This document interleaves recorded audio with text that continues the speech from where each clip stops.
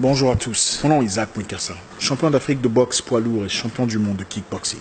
Aujourd'hui j'ai deux messages. Le premier est dirigé aux dirigeants noirs africains et le second aux racistes du Maghreb. Président noir africain, avec tout le respect que je vous dois, il arrive un moment où il faut avoir honte. Il arrive un moment où il faut vous mettre à votre place. Vous êtes toujours outré, offusqué, offensé. Quand un militaire blanc perd la vie sur les terres africaines, vous êtes toujours disposé à faire un voyage sur Paris pour faire une marche pour Charlie Hebdo ou pour une cause similaire.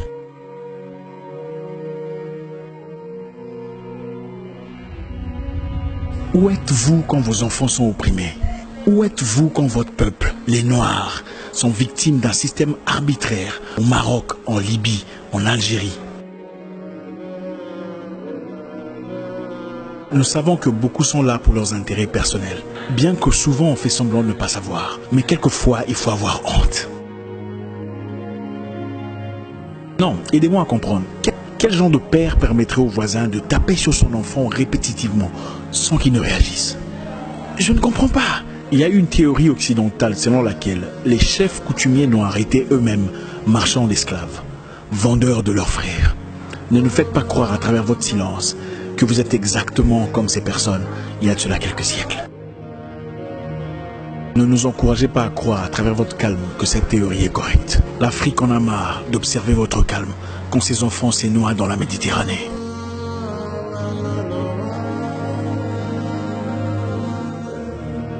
L'Afrique noire en a marre de votre silence face à son humiliation dans le Maghreb.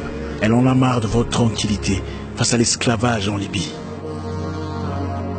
Afrique, jusqu'à quand serons-nous le punching bag de tout le monde? Le sac de frappe de n'importe qui. Maintenant, je voudrais parler à mes amis racistes de l'Afrique du Nord. Je précise bien racistes. Si vous n'êtes pas raciste, vous ne vous sentez pas concerné. Le temps nous fait découvrir que l'Afrique du Nord est l'une des parties les plus racistes du monde vis-à-vis des Noirs. Aucun Noir vivant dans le Maghreb ne peut dire n'avoir été victime de racisme contre les Noirs. Mais c'est les mêmes Maghrébins qui se plaignent de racisme islamophobe en Europe, en France, en Belgique, en Allemagne. J'ai un ami à qui on a éclaté la tête à la machette au Maroc. Et un autre qui était arbitrairement descendu du taxi, seulement parce qu'il était noir, en Algérie. Les jeunes noirs sont asservis, tués comme de la bétail, vendus en esclaves en Libye par des Libyens.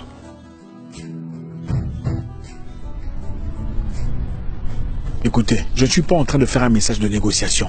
À un moment, il faut arrêter. C'est vous qui avez fait tuer Kadhafi au profit de forces occultes. C'est vous qui avez sacrifié un pays en voie de prospérité au profit du Capernaum que vous avez aujourd'hui. Ce ne sont pas les Noirs qui l'ont fait. Nous savons que vous vous croyez plus arabe que africain, bien que vous soyez berbère en réalité. Il n'y a pas de problème. Nous sommes prêts à ériger un mur entre nous et vous. Si ce méhem n'arrête pas, nous pouvons construire un mur qui nous sépare et vous laisser créer un nouveau continent. Si ce message vous pique, ne vous inquiétez plus. Vous êtes raciste et vous faites partie du problème.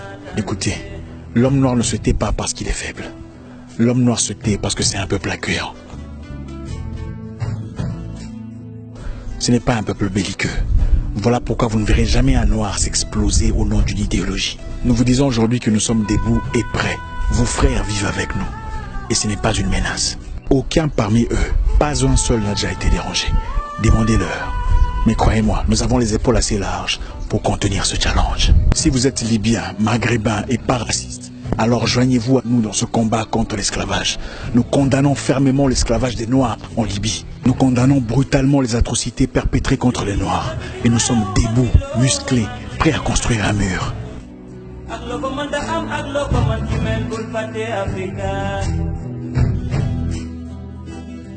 Ici ou ailleurs, la paix